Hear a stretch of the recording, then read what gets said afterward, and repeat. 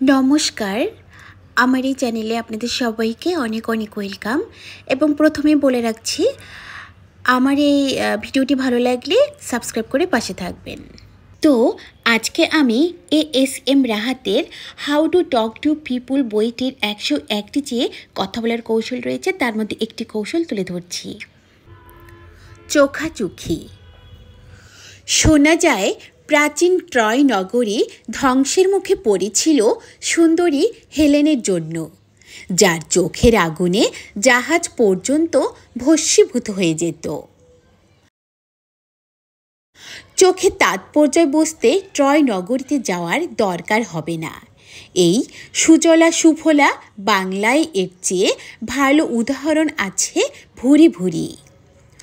আমাদের কবি সাহিত্যিকদের চোখের চাহনিকে কত না নান্দনিক করে ফুটিয়ে তুলেছেন। কবিগুরু রবীন্দ্রনাথ ঠাকুর চোখকে এভাবে ফুটিয়ে তুলেছেন। চোখের আলোয় দেখেছিলাম চোখের বাহিরে, অন্তরে আজ দেখব যখন আলোক নাহিরে। আর জাতীয় কবি কাজী নজরুল ইসলামের লেখায়, চোখে চোখে চাহু যখন তোমার দুটি পাখি, সেই চাহুনি দেখে আমি অন্তরালে থাকি। মনে জাগে অনেক আগে এমন গভীর অনুরাগে, আমার পানে চাইতো কেহ এমনই অরুণ আখি। চোখ নিয়ে লেখা আরেকটা কবিতার দুটি লাইন এখানে উল্লেখ করার প্রয়োজন বোধ করছি। অজানা এক কবির এই দুটি লাইন আমার ভেতরটাকে নাড়িয়ে দিয়েছে। চোখের মাধুর্য এত সুন্দর করেও ফুটিয়ে তোলা যায়। নেত্র তাহার কাজল কালো, টানা টানা আখি, মায়াবিনী তনয়াটারে চোখের তারায় রাখি।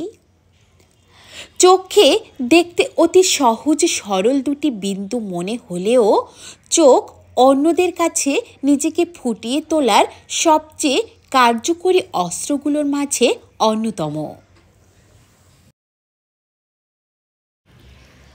প্রতিটি পরিবারেই এমন কেউ থাকেন যাকে আমরা ছোটবেলা থেকেই বিশেষ পাত্তা দিয়ে এসেছি, যাকে অন্তত একটু একটু ভয় টয় পাই।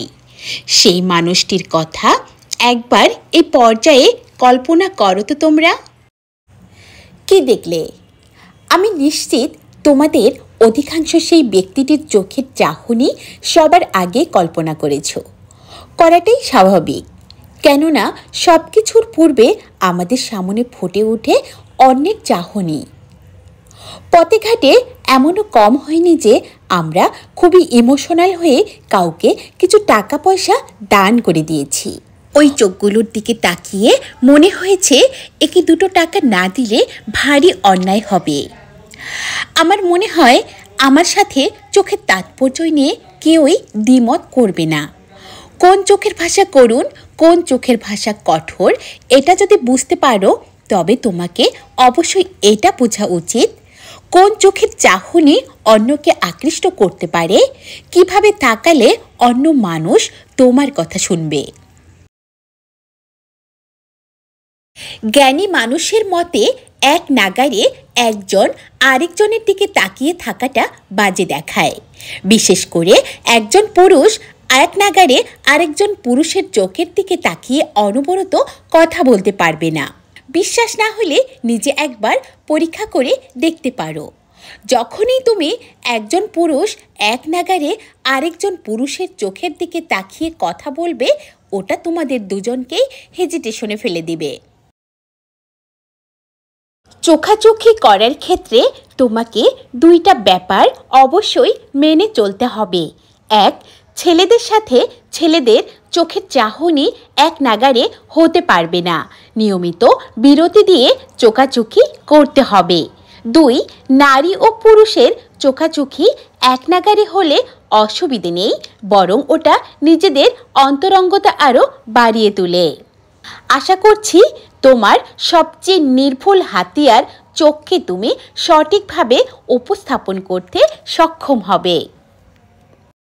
তো বন্ধুরা, আমার এই ভিডিওটি ভালো লাগলে অবশ্যই আমার চ্যানেলটি সাবস্ক্রাইব করে আমার পাশেই থাকবেন। সে পর্যন্তই, নমস্কার।